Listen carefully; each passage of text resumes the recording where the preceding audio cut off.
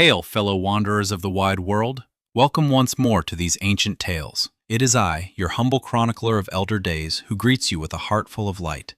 May this season bring you a very Merry Christmas. In this telling, we shall journey into shadowed depths long forgotten. We shall explore what truly lurked in the abyssal darkness beneath Moria when Gandalf fell with the Balrog. Many eyes turn only to the flame-wreathed demon itself, yet something far older and more terrible waited in those lightless voids. Gandalf himself spoke of creatures so ancient they bear no names, beings that have gnawed at the very foundations of the world since before Sauron drew breath in Arda. Let us descend together, O travelers of Middle-earth. When Gandalf and the Balrog plummeted from the bridge of Khazad-dûm, they fell for what seemed an eternity beyond mortal reckoning. In the pages of The Two Towers, Gandalf recounts this fall with solemn words. If one listens with care, one understands they did not merely plunge into some hidden lake or cavern. They fell through the very bones of the mountain, past chambers wrought by the hands of dwarves in ages past, beyond the endless stair, into regions where no pick nor hammer had ever struck stone. The descent was so vast that Gandalf lost all sense of time and direction. Fire and water clashed in fury around them as they descended, the Balrog's flames hissing against unseen underground streams, birthing clouds of steam and chaos in the endless dark. This was no mere physical fall, O listeners. For a being such as Gandalf the Maya, this descent carried a weight far deeper than geography. They were descending into the very roots of the world itself. Now in The Two Towers, when Gandalf speaks to Aragorn, Legolas, and Gimli of his ordeal, he utters words that linger like an ancient warning in the halls of memory. Far, far below the deepest delving of the dwarves, he says, the world is gnawed by nameless things. Not monsters with proud names and shadowed histories, not creatures spawned by the will of Morgoth or Sauron. Nameless things. Tolkien chose that word with deliberate wisdom. These beings have no names, for they walked the world before language itself was born, before the elves awoke and gave names to all they beheld, before the dwarves carved their first halls, before even Morgoth descended into Arda to weave his corruption. These entities belong to the earliest days of creation, perhaps born from the very discord woven into the music of the Ainur. In the Silmarillion, it is told how the world was sung into being. The Ainur raised their voices in harmony under the guidance of Ilúvatar. Yet Melkor, who would become Morgoth, introduced discord into that holy music. He sought to create of his own will, to claim power equal to the One. That discord did not vanish when Arda was made real. It became part of the very fabric of the world, woven into its deepest foundations, the hidden places far below mountains and seas. It is possible that the nameless things Gandalf glimpsed are living echoes of that primordial chaos, beings never meant to walk in the ordered realms of Ilúvatar's design, yet slipping through the cracks of creation like shadows between notes of song. Consider what this meant for Gandalf's long trial. He was indeed a Maya, yet he walked Middle-earth in humble form, clothed in the body of an old man, bound by the restrictions laid upon him by the Valar. He was sent to guide and counsel, not to wage open war with the great powers of darkness. Yet down there, in the abyssal deep, he stood not only against the Balrog, but in the shadow of things that perhaps even the Valar would regard with solemn caution. These nameless things, according to Gandalf's own grave testimony, have gnawed at the roots of the earth since before any recorded tale of the world. They are patient, they are ever hungry, and they dwell in a state that may not be wholly physical as we understand it. What exactly did Gandalf behold in those depths? He offers no full recounting, and perhaps that silence is itself a mercy. Some horrors gain greater power when left to the imagination of those who hear the tale. Yet we may gather clues from his words. He speaks of gnawing, a ceaseless devouring of the very substance of the earth, slowly, inexorably breaking down the foundations of Arda. This is not the deliberate malice of Sauron, nor the proud rebellion of Morgoth. It is something more ancient, more alien, a force that may not even perceive the world above in any way we would recognize. These beings simply exist and consume, following patterns laid down in the first moments of creation, or perhaps in the discord that preceded it. The courage Gandalf showed in pursuing the Balrog into such depths is beyond the measure of ordinary hearts. He could have turned aside, he could have sought a path back to the light, yet he knew the Balrog was a clear and present peril to the Fellowship and to all free peoples of Middle-earth. Thus he followed it downward into places where even his immortal spirit stood in peril, not merely of death, For Mire do not perish as mortals do, but of dissolution, of corruption, or of being lost forever in those primordial abysses. For 10 days he battled the Balrog, from the lowest dungeons to the highest peak.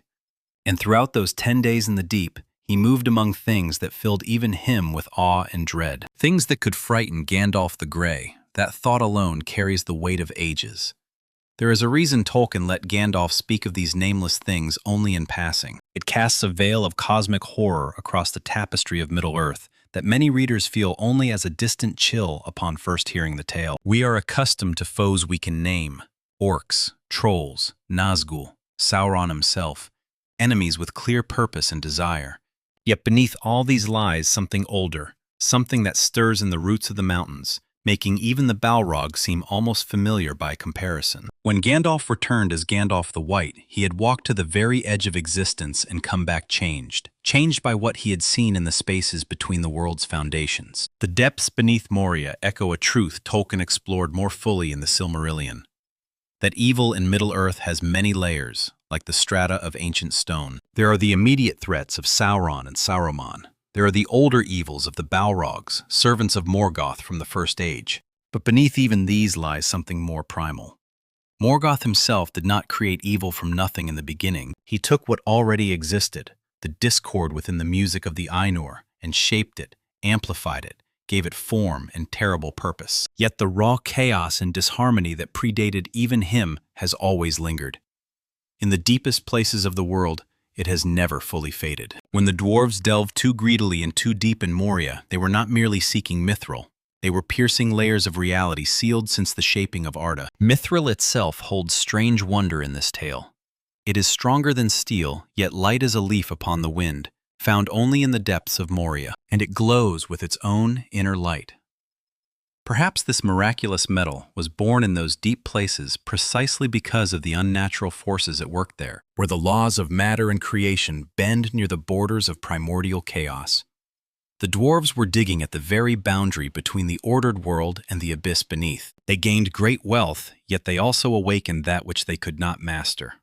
Durin's folk had dwelt in Khazad-dûm for long ages before they roused the Balrog. The Balrog had slumbered there since the end of the First Age, since the War of Wrath when Morgoth was overthrown and his servants scattered or hid. More than 5,000 years of darkness.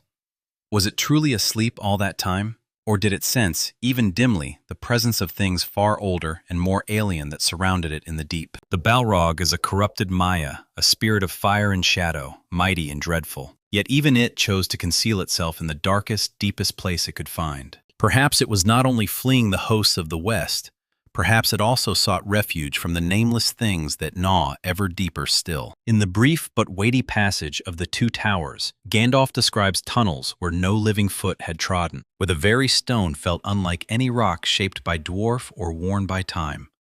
These were not caverns smoothed by water over eons. They were spaces that seemed to exist in the gaps of the world, geological impossibilities that somehow endured. The air itself was strange, and time flowed differently.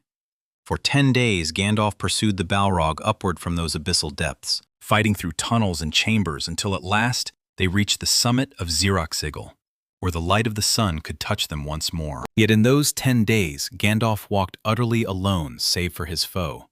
No companions, no fellowship, no light but the fire of his own spirit and the flames of the Balrog. Only darkness, stone, and the silent knowledge that beneath him, even as he climbed, things far older than his quest gnawed ceaselessly at the roots of existence. He dared not dwell long upon it, lest fear weaken his will. He kept his mind fixed upon the immediate peril, the Balrog, while knowing in his heart that he fought in a realm where the very notions of good and evil grew dim and strange. The Balrog was evil, yes, twisted by the will of Morgoth. But the things in the deep were not evil in that same sense. They were something else entirely, existing beyond the moral framework that has shaped the long struggles of Middle-earth. In one of his letters, Tolkien reflected upon the nature of evil in his world. Morgoth could not truly create, he could only corrupt what Ilúvatar had made. Yet there are hints of forces that existed in the margins, part of the growing pains of a world still taking shape from the music. When Arda was formed, the process was not without flaw. There were contradictions, unresolved discords, places where the great song did not fully harmonize. These found physical form in the deepest abysses, the roots of mountains, the hidden spaces between the foundations of the earth. Gandalf's brief mention of the nameless things is one of the rare moments, where Tolkien allows a glimpse of cosmic horror to touch his legendarium. A horror more akin to ancient and incomprehensible forces than the willed evils we know. Most evils in Middle-earth have purpose we can grasp. Sauron seeks dominion, Saruman seeks power, orcs seek ruin. Even Morgoth's vast malice sprang from jealousy, pride, and the lust to rule. But nameless things that gnaw the earth are different. They want nothing. They simply are. Their very existence stands against the ordered harmony of the world above. They may embody entropy itself, the slow return toward chaos that ever presses against the music's imposed order. The Balrog, by contrast, feels almost known. It serves a fallen agenda, carries fire and darkness, wields whip and flaming blade. It can be confronted, and as Gandalf proved, it can be defeated. But how does one defeat that which has no name? How does one fight a force that dwells between being and unbeing, gnawing reality from within? One does not. One can only avoid it, keep distance from the depths where it dwells, and pray that the foundations of the world remain strong enough to contain it. This truth deepens the tragedy of Moria. The dwarves did not merely lose their greatest kingdom to a Balrog, they lost it because they delved into places that should have remained sealed forever. Their hunger for mithril and for glory broke through barriers that had long protected the lands above from what lay beneath. Once those seals were broken, there was no returning to innocence. The Balrog rose, yes, but the passages now lay open. Who can say what else might have begun to stir and creep upward through those forsaken tunnels? Even the Watcher in the water at the western gate of Moria may be tied to this ancient unrest. Gandalf himself speaks of it with uncertainty, rare for one so wise. The dwarves fled, and Moria stood empty for more than 1,000 years before the Fellowship dared to pass its shadowed gates. In all that long silence, who can say what else might have stirred and risen from the abyss below? The Watcher in the water that guarded the western gate may well be connected to this ancient stirring. Gandalf himself spoke of it with rare uncertainty, saying it had lain long in the dark, growing in strength, and that the waters of the Cyrenen had grown foul and stagnant because of its presence. The creature bore many tentacles, strong enough to nearly drag Frodo into the depths, and it seemed to single out the ring-bearer with fell intent. Yet Gandalf did not name it as one of Sauron's servants. That silence is telling. Could it be something that had crept upward after the dwarves broke the ancient seals? Could it be kin to, or even spawned by, the nameless things that gnaw below? In the broader tapestry of Tolkien's mythology, there is precedent for such horrors. Recall Ungoliant, the great spider who came from the darkness beyond the world.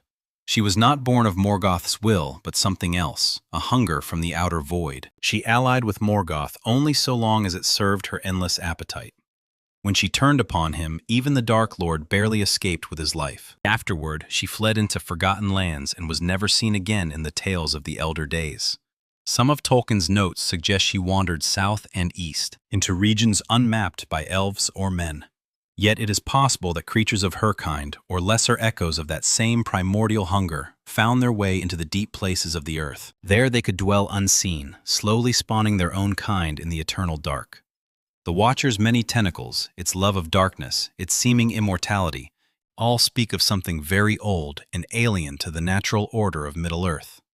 If it is indeed linked to the things beneath Moria, then it may be but a lesser manifestation of that primordial chaos, a being that can endure in water and shadow, but is not yet fully emerged into the light of the ordered world. Gandalf's uncertainty and his sense that the creature had been growing in the dark suggest that these deep earth beings are not static. They change, they adapt, and they may spawn in ways that defy the laws of living things known to elf or man. When the Fellowship passed through Moria, they felt the heavy weight of that ancient darkness pressing upon them. Gimli had hoped to find his cousin Balin's colony still thriving, yet they found only death and desolation. The orcs had claimed the halls, yes, but there was another presence in the air, a deeper wrongness that went beyond mere enemy occupation. Gandalf was tense from the moment they entered, ever listening, ever watchful. He knew what lurked below, not only the Balrog, but the far older implication of what lay beneath even that terror. Every step they took was a step above an unseen abyss, foundations long weakened by the dwarves' reckless delving and the awakening of ancient evils. In the chamber of Mazarbul, where they discovered Balin's tomb, the record spoke of desperate last stands against overwhelming darkness. The book told of orc attacks, but also of drums in the deep, a sound that filled the dwarves of Balin's company with unearthly dread before the end. What made that sound?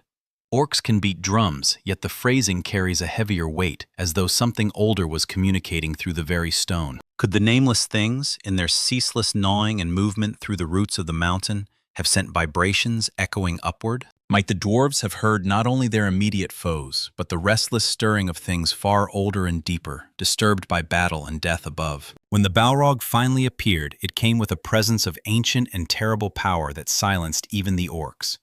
They fled before it in terror. The Balrog was their master in Morgoth's ancient order, yet more than hierarchy was at work. It was a remnant from an age before their own, a being from the First Age, when Morgoth himself walked the earth in bodily form and waged war against the Valar. Its very presence reminded all who beheld it that the story of evil in Middle-earth is long and layered, and that the troubles of the Third Age were but the latest chapter in a far older tale. Gandalf stood upon the bridge of Khazad-dûm because he knew someone must. He was the only one among the Fellowship with the power to contest such a being. The other Istari might have had the strength. Saruman certainly possessed great power, yet Saruman had already fallen into corruption, and Radagast had long turned his heart toward the beasts and birds of the wild, leaving the affairs of elves and men behind. Only Gandalf remained. Staff in one hand, the sword Glamdring in the other, he faced a creature that had once terrorized the greatest elven kingdoms of the First Age, and he knew that if he fell with it into the abyss, he would be descending into regions that filled even his immortal spirit with solemn dread. The words, "Fly, you fools," have been pondered by many tongues across the ages. In this moment, they carry deeper meaning. Gandalf was not merely urging them to flee the Balrog. He was telling them to escape Moria entirely, to leave that shadowed place while they still could. For if he should fail and the Balrog survive, the Fellowship would have no hope. But perhaps he also spoke from knowledge of what lay far below, warning them to stay far from the primordial darkness into which he was about to descend. He was preparing to enter the ancient void, and he wished them to remain in the sunlight, where evil, though terrible, was at least a foe that could be named and understood. The battle upon the bridge was swift yet decisive. Gandalf's power shattered the stone, and the Balrog fell into the gulf below. But its whip lashed out one final time, catching Gandalf by the ankle and dragging him over the edge. In that instant, Gandalf made his choice. He could have saved himself with the arts of the Maiar, yet he did not. He held fast, then let go, accepting the fall. For he knew that if he did not pursue and finish the Balrog in the depths, it would return to hunt the Fellowship, or rise later to threaten other lands. Thus he fell into darkness and uncertainty, trusting that his mission and the grace granted him would prove sufficient against whatever awaited below. The fall itself must have been a terror beyond words. Not only the physical plunge through endless dark, but the spiritual weight of descending into a realm where the nameless things stirred. Gandalf would have felt their presence in the stone and the water around him, knowing he had entered their ancient domain. His own inner light, the radiance of his Maya spirit, was the only beacon holding back that primordial darkness. The Balrog, creature of fire and shadow, burned defiantly against the same void. They plunged into a deep underground lake that had never known sun or moon. The water was cold beyond any chill Gandalf had known in Middle-earth, a cold that seeped into the very spirit. The Balrog's flames hissed and steamed furiously, yet they did not die. In that lightless lake they fought, light and fire against the crushing weight of stone and water, and against the unseen presence of things far older than either of them. How long they struggled there, Gandalf does not say. Time itself had lost all meaning in those depths. The water carried the sounds of their battle strangely, echoing through caverns and tunnels that stretched into unmapped eternity. At length, Gandalf drove the Balrog out of the water and into the tunnels beyond. These were passages the dwarves had never reached, spaces that seemed to exist in the natural or unnatural structure of the mountain, perhaps hollowed over ages by the ceaseless gnawing of the nameless things. The rock here was strange, Gandalf recounted, unlike any stone of Upper Moria, not granite, nor basalt, nor any named mineral. but something altered by forces beyond the knowledge of mortal or immortal craftsmen. Perhaps it had been changed by the pressure of the abyss, or by the long touch of those primordial beings as they consumed the earth around them. In those tunnels, Gandalf and the Balrog fought with blade and flame, with word and spell, with the very essence of their Maya natures. The Balrog sought to escape, to climb back toward levels it knew, but Gandalf would not permit it.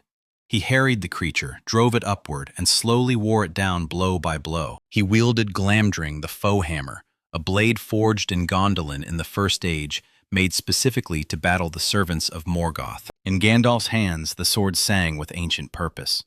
Yet the Balrog was mighty beyond measure.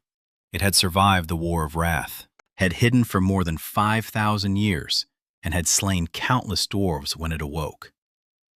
It wielded weapons of living flame, a sword hotter than any mortal fire, and a whip that could shatter stone. Every strike Gandalf had to counter or evade, every spell he had to match or deflect, and all the while, in the stone, in the darkness around them, the nameless things continued their patient, eternal gnawing. If Gandalf had fallen there, if the Balrog had slain him, his spirit would have been released from its mortal form. Yet in that place so far from the light, would it have found its way back to the halls of Mandos in Valinor? Or might it have been trapped, or even consumed, by the things that dwelt in that primordial darkness? These were the true stakes Gandalf faced, not merely physical death, which, as a Maya, he had known in other forms, but the terrible possibility of being truly lost. The mission entrusted to him by the Valar might have failed, not because Sauron overcame him, but because he had descended so far into the abyss that he could not return. The ring would have continued toward Mordor without his guidance, and the free peoples would have fought on without his counsel. Thus he fought with a strength beyond what he had believed possible. Day after day they climbed. The Balrog sought escape, and Gandalf sought victory. They rose through ever more familiar levels, from the strange deep rock to tunnels showing signs of ancient dwarvish work, and at last into the great halls and chambers the dwarves had carved in the days of their glory. They climbed the endless stair, a marvel of dwarvish skill that ascended from the lowest dungeons all the way to the summit of the mountain. Sometimes the stair passed through open shafts, sometimes through narrow corridors. It became the stage for an epic battle between two mighty Maiar. In those confined spaces there was no room for grand spells or sweeping blows, only close, desperate blade work. The Balrog's great size became a hindrance in the narrow passages, yet its strength remained overwhelming.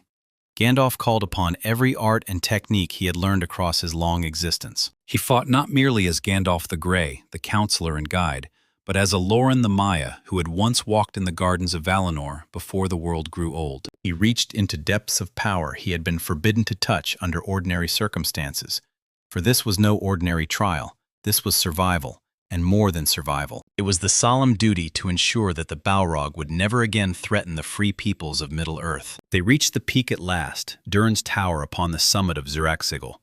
Here, at the crown of the mountain, they had room to fight openly once more. The sun was rising, the first natural light Gandalf had beheld in 10 long days. The Balrog burst into full flame, no longer dampened by water nor confined by stone. It became what it truly was, a creature of fire and shadow, wings of darkness spreading wide, though whether those wings could bear it aloft, or were but manifestations of its power, the lore leaves unspoken. Gandalf stood before it, staff raised, Glamdring shining with reflected firelight. For a moment the two ancient beings regarded each other in the dawn, as though the long ages of the world had come to a single point of final reckoning. Then they fought the last battle. Up here, Gandalf could draw upon the light of the sun, the clean wind of the high peaks, and the pure air that had never known the taint of the deep. He cast down the Balrog with all his remaining power, and the creature fell from the peak, its fire extinguished at last. Yet the effort cost Gandalf everything. He had burned through his mortal form, pushing the body of the old man beyond all endurance. He died there upon the peak. His body failed and his spirit departed, beginning the long journey back to Valinor and the halls of Mandos. In his own heart, he believed he had failed. Though he had defeated the Balrog, he had left the Fellowship without guidance, abandoned his mission, and fallen when he was most needed. But the Valar saw otherwise. They beheld a Maya who had descended into the literal depths of evil, who had faced not only a Balrog, but the primordial chaos at the roots of the world, who had fought without rest or aid for 10 days and had triumphed. They sent him back, not as Gandalf the Grey, but as Gandalf the White, with greater power and fewer restraints. They gave him Saruman's former place as head of the Astari Order, and returned him to Middle-earth to complete his sacred charge. When he returned, he carried with him the memory of the deep, the knowledge of what lurked beneath Moria, and the understanding that evil in Middle-earth has many hidden layers that most eyes never suspect. Gandalf's journey through the depths beneath Moria represents a profound truth woven into the fabric of Tolkien's mythology. It reveals that even in a world of clear moral lines between light and shadow, there remain mysteries and horrors that transcend those boundaries. The nameless things are not servants of Sauron or Morgoth. They are something else entirely, a presence that was there before the beginning and will remain after the end, gnawing patiently and timelessly at the foundations of Arda. They stand as a reminder that creation is never fully tamed, that chaos lingers always at the edges, and that the music of the Ainur left discordant notes within the world's structure that may never be fully resolved. For the rest of the great tale, Gandalf carried this knowledge with him. When he counseled the free peoples about the danger of Sauron, he did so with the quiet awareness that Sauron, terrible though he was still a comprehensible evil, one that could be fought and, with courage and sacrifice, defeated. The nameless things could not. Therefore, the wisest course was to stay far from the depths where they dwell. This is why Gandalf remained so insistent throughout the rest of the War of the Ring upon measured and careful paths. He had seen what happens when one delves too greedily and too deep, when one pushes beyond the ancient boundaries that should be respected. The dwarves learned this lesson in blood and ruin. Gandalf learned it through battle, death, and rebirth. Now he used that hard-won wisdom to guide the free peoples toward victory, while avoiding catastrophes that might unleash evils even greater than Sauron. The connection between these deep places and Morgoth's ancient works cannot be ignored. In the First Age, Morgoth ruled from Angband, a vast fortress in the north. Beneath Angband lay dungeons and mines, where he bred his servants, tortured captives, and performed his experiments in corruption and malice. The foundations of Angband reached deeper than any elven kingdom or dwarvish hall. Morgoth was not merely mining for ore, he was searching for power itself. He sought the roots of the world, the places where reality grew thin, hoping to exert his will upon the fundamental nature of Arda. Morgoth never fully succeeded in his darkest ambitions. The Valar cast him into the void beyond the world. Yet his works remained, the tunnels he delved, the passages he carved, the corruptions he introduced into the deep earth. These did not vanish when he was defeated. They linger still, forming vast hidden networks beneath the surface of Middle-earth. Moria's deepest levels may connect to these ancient works of Morgoth. The dwarves, in their mining, may have broken into spaces once carved by his servants millennia before, chambers that still carried the lingering taint of his presence and his failed experiments. If this be true, then what Gandalf encountered in the deep was not only natural primordial chaos, but also the remnants of Morgoth's attempts to harness and weaponize that chaos. Failed creations, abandoned experiments, corrupted elements left to fester in the darkness. The nameless things may therefore include both the truly ancient primordial beings and the twisted products of Morgoth's long labor, all mingled together in a nightmare realm beneath the mountains. This truth makes the tragedy of the dwarves even more profound. They were not merely greedy for mithril, they were reclaiming what they saw as their ancient birthright, the greatest of all dwarvish kingdoms. In doing so, they dug into layers of time and evil that predated their entire race. The dwarves were created by Aule, one of the Valar, yet the things beneath Moria were there long before the dwarves awoke, before the elves opened their eyes, perhaps even before the world took its final, settled form. For all their skill and strength, the dwarves were like children playing in a graveyard of powers they could not comprehend. Durin the Deathless, eldest of the dwarf fathers, founded Khazad-dûm in the First Age. He delved deep, yet he knew when to stop. For thousands of years, his descendants honored that balance. They mined with wisdom and restraint. It was only in later ages, when memory faded and greed grew strong, that they pushed too far. They found mithril, that miraculous metal, and in their excitement they forgot the ancient caution of their forefathers. They delved too greedily and too deep, and they paid the price in blood and ruin. Mithril itself deserves reflection in this tale. It is found nowhere else in Middle-earth. Lighter than silk, yet harder than dragon scales, shining with its own inner light. It is an anomaly in the natural order. Perhaps it was forged in those deep places where reality bends near the borders of primordial chaos. Perhaps mithril is what remains when ordinary metal is exposed across long ages to the gnawing of the nameless things, transformed by proximity to chaos into something impossible and precious. If so, then every piece of mithril in Middle-earth carries within it a faint trace of the deep, a quiet reminder of what lurks far below. Bilbo's mithril coat, which later protected Frodo, was forged from this very metal. It saved the ring-bearer's life more than once, yet it was born from the same depths that nearly claimed Gandalf. There is a deep poetic irony in this, that the armor guarding the hope of the free peoples was wrought from metal mined at the boundary between order and primordial chaos. Good and terrible are often intimately bound together in Tolkien's world. The Balrog, Doran's bane, adds yet another layer to this sorrowful tale. When the dwarves awakened it, the creature had slumbered for more than 5,000 years. Was it truly alone in those depths? Did it sense, even dimly, the nameless things that surrounded it? Balrogs are Maiar like Gandalf, yet they chose to serve Morgoth and were corrupted by that allegiance. They became beings of fire and shadow, powerful and malevolent, yet still possessed of thought and will. This Balrog fled into Moria after Morgoth's defeat and hid in the deepest darkness it could find. Why did it remain hidden so long? Fear of the Valar and their servants was surely part of it, but perhaps also because the deep places, for all their horror, offered a strange kind of protection. The nameless things gnawed the earth, yet perhaps they left the Balrog untouched, too powerful, too clearly defined an entity to be consumed by their formless chaos. Or perhaps a silent accord existed, the Balrog dwelling in a middle depth, neither rising to the surface where it might be hunted, nor descending further into regions where even it dared not go. When the dwarves awakened it, they shattered that fragile balance. The Balrog erupted into the inhabited halls, slew Durin's folk, and began its reign of terror. Yet it did not remain in one place. It ranged throughout Moria, as though claiming territory or searching for something lost. What might a Balrog seek in the depths of Moria? Perhaps escape routes or other servants of Morgoth still hidden in the mountain. Or perhaps it was disturbed by what the dwarves' mining had revealed, and sought to seal or avoid those dangerous breaches. The possibility that more than one Balrog still hides in the deep places of Middle-earth is supported by Tolkien's own writings. Some of Morgoth's Balrogs survived the War of Wrath and fled into hiding. Moria's Balrog was but one. Others may lie in different mountain ranges or forgotten caverns, each surrounded by the same primordial horrors. Each a sleeping threat waiting to be disturbed by reckless delving or the slow shifting of the earth. This raises a sobering thought. The defeat of Sauron and the end of the War of the Ring may not mark the final victory over all darkness in Middle-earth. Sauron was a known evil that could be confronted and overthrown. But the deep evils, the Balrogs, still hidden, and the nameless things in the abyss remain. They are patient. They do not concern themselves with rings of power or the rise and fall of kingdoms.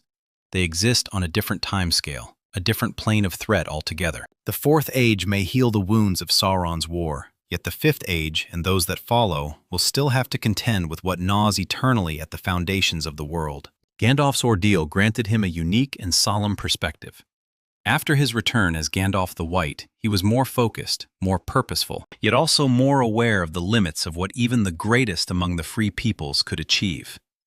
He knew defeating Sauron was vital, but he also understood it was not the end of all evil. The best that could be hoped for was to hold back the darkness for a time, granting the good peoples of Middle-earth a chance to live and flourish, while the ancient horrors continued their slow gnawing far below. In one of his letters, Tolkien spoke of eucatastrophe, the sudden joyous turn in a tale that brings hope against all expectation.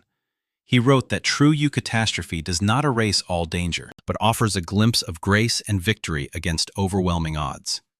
The defeat of Sauron was such a eucatastrophe for Middle-earth, yet it was not the end of the story. The world continued, carrying with it all the layers of history and hidden horror built across the ages. Gandalf understood this truth more deeply than almost any other being in Middle-earth, for he had walked to the bottom of the abyss and returned. The depths beneath Moria stand as a physical symbol of this enduring reality. No matter how high the towers of Minas Tirith may rise, no matter how fair the gardens of Lothlorien may bloom, beneath it all lies the abyss. The foundations are compromised. Primordial chaos gnaws upward, slow, patient, inexorable. The surest defense is awareness, caution, and the hard-won wisdom never to delve too greedily or too deep. The dwarves learned this in blood and loss.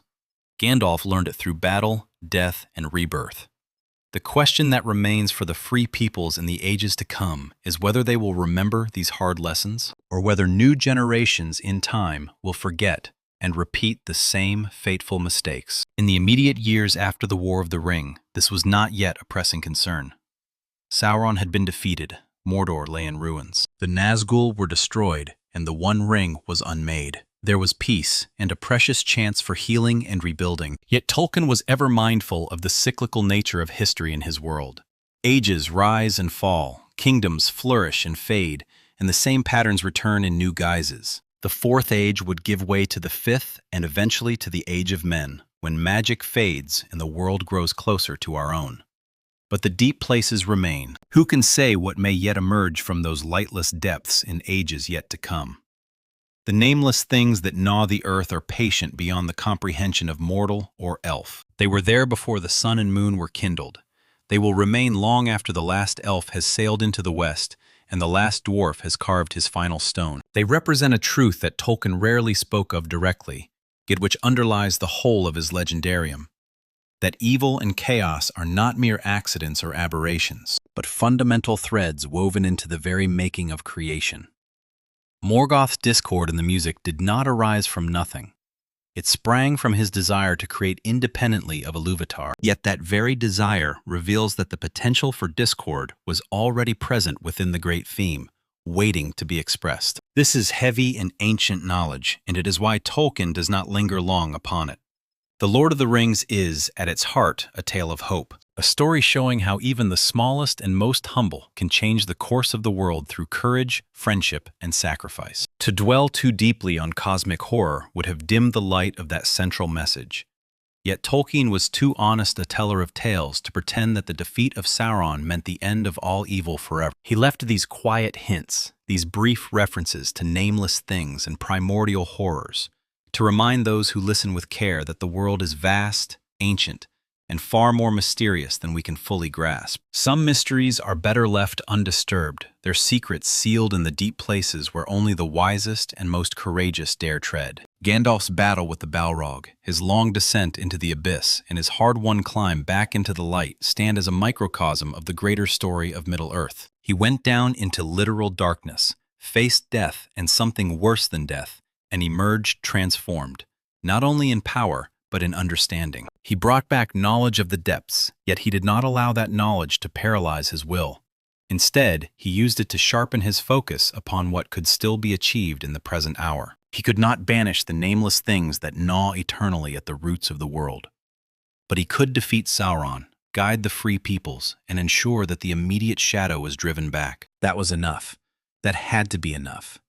The rest lies beyond even the power of the Astari, and must be left to the will of greater powers and the turning of ages yet unborn. The endless stair that Gandalf and the Balrog climbed is itself a symbol of profound meaning. It is a dwarvish wonder, a feat of engineering that connects the lowest dungeons to the highest peak. The very existence of such a stair suggests that the dwarves of old foresaw a need for passage between the extremes of their mountain realm. Perhaps early explorers of the deep had built it as an escape route. Perhaps it was raised as a challenge to prove they could link the heights and depths of their home. Or perhaps it carried a deeper, almost sacred purpose, a physical echo of the soul's journey from darkness into light. Whatever its original intent, the endless stair became the stage for one of the most epic battles ever fought in Middle-earth. Every step bore witness to blade and spell, fire and counterfire.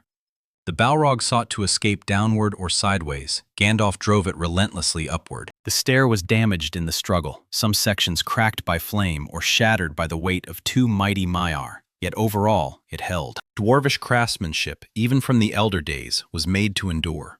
Those who carved the endless stair thousands of years before could never have imagined what titanic conflict it would one day witness. Yet they built it true and strong enough to serve in circumstances far beyond their darkest dreams. When Gandalf at last emerged victorious upon the summit, he stood alone for the first time in 10 days.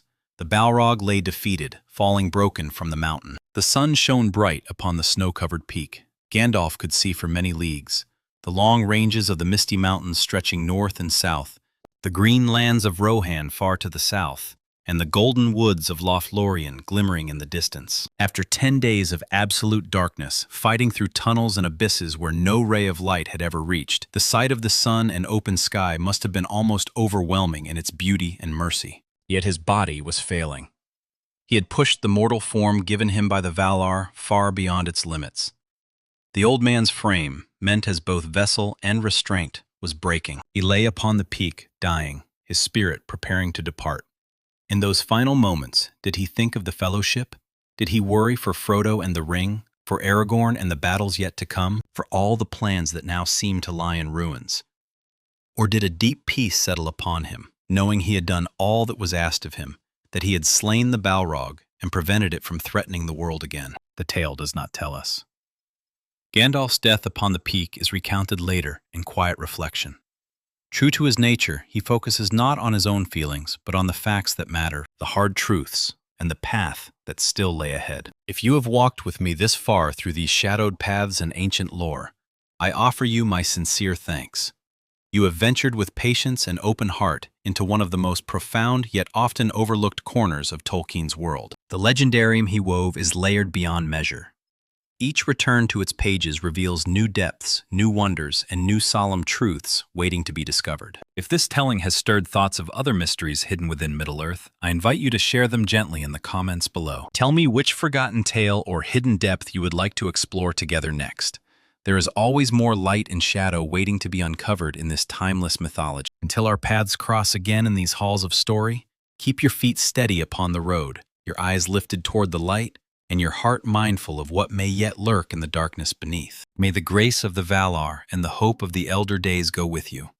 Farewell for now, dear friends, and may your own journey be blessed with courage, wisdom, and the quiet songs of peace. Soft, reflective pause. This has been a chronicle from the deep places of Middle-earth. Walk wisely, and remember, even the smallest light can hold back the oldest dark. Until next we meet beneath the stars, Namadia.